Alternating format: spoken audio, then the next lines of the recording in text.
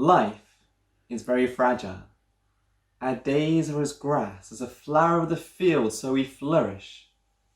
And then the wind passes over us and we are gone. Life has never been easy, whether it be enduring ill health, suffering an accident, abuse brought on by fellow man, or just the struggle to get bread on the table. Man has always been afflicted by the pains and hardships of life. War and famine and pestilence have scourged the world. Through all of this we suffer until death takes its hold. However, although life may be full of sweat and tears, pain and suffering, in the darkest of times we must look to the light. When we are at our weakest and truly appreciate our frailty, then, perhaps then, we will find wisdom.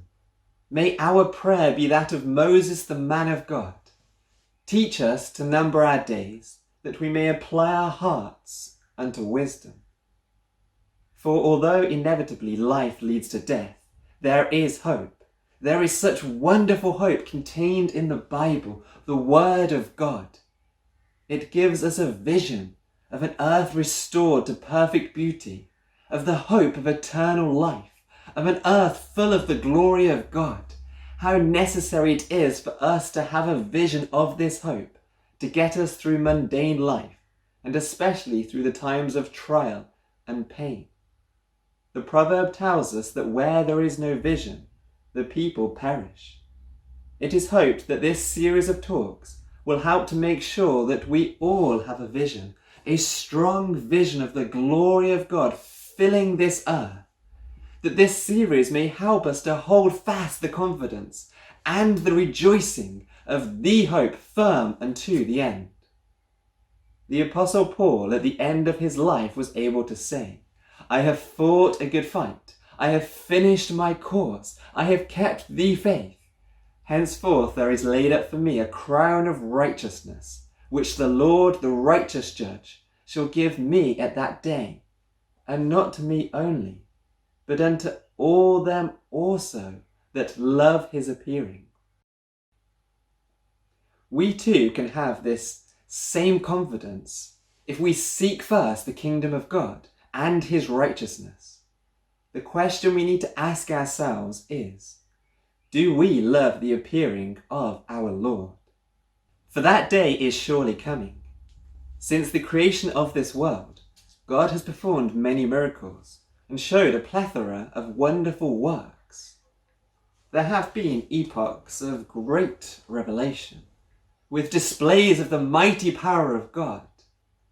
There have also been periods of darkness, without direct revelation from God. We currently live in such a period, whilst we await the second coming of Christ. This is just the same as the epoch that led up to the first coming of Christ. Consider the priest Zacharias. He, along with his wife Elizabeth, and all the fellow believers of their time, knew of the great miracles of the past. They too had the writings of God, and yet, in their day, there was no direct angelic intervention. This had been the case for hundreds of years. God was, of course, at work. His angels were working behind the scenes to preserve his people Israel and to set the scene for the sending of his only begotten Son. However, for true believers, times were tough. There were many who professed to follow God but openly denied him in their way of life. Many false teachings confused the simple truth that had been revealed to the prophets of old. Life, with its hardships, diverted attention from the all-important meditation on the things of God.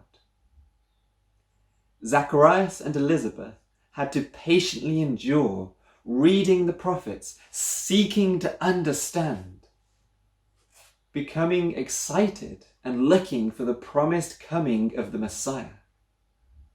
There were those who ceased to believe in the power of God. They doubted the great stories of the fathers, like the crossing of the Red Sea on dry land. They professed a belief, but at the same time thought that things would never really change, that normal life would go on, that God would not intervene in human affairs, that miracles would not again be seen upon the earth. Zacharias, however, went on faithfully, continuing his service in the priesthood. There was corruption even in the temple, but he did his best to serve his God. Continuing in a life of prayer, he waited for the salvation of his God and dutifully went about his business. Everything did continue on as normal until one day he was selected to burn incense in the temple. This would have been an exciting time, perhaps the first and only time that he would have entered into the holy place. Despite this, as he entered into that special chamber, the surroundings would have been familiar to him. Just as he had imagined, he would see the lampstands, he would see the tables of showbread, he would walk purposely towards the altar of incense. Everything would be exactly as he expected. Life would be continuing on in its predictable normality until suddenly Zacharias looked up. His heart skipped a beat, and in one moment of time, everything changed. A new epoch had arrived. Zacharias found himself face to face with an angel of God. Life would never be the same for Zacharias again. Indeed, life was about to change dramatically for the whole nation. A new period of angelic intervention had arrived, with the appearance of the angel to the priest. This would herald further angelic visits, and an age of miracles never before seen, for this was the start of things that would lead to the birth of the Son of God.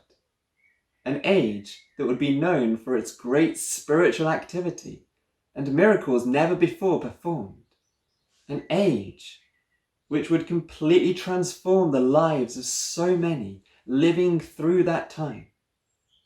The first coming of the Lord had come. The parallels are apparent for us. We live in an age in which God's hand is clearly seen working, invisibly behind the scenes. The day is being set for the Lord's second coming. And yet, so many don't really believe in that time. They scoff. Where is the promise of his coming? All things continue as they were from the beginning of creation. And yet, although we sometimes find it hard to imagine otherwise, life doesn't continue in a predictable fashion. God is working, and one day everything will change. We may be going about our daily business, just as any other day previous, until we walk into a room, not even bothering to look up, thinking that we are alone, until we lift our head and our heart skips a beat when we find ourselves face to face with an angel of God. Fear not, the Master has returned. He has sent me to bring you to him. What thoughts will race through our heads in that day? Will there be excitement mixed into our feelings, or just plain dread? Will we feel ready, or so wish that we had more time? Will we be prepared to leave everything behind, or be too attached to the material things of life? The real question is, will we love his appearing?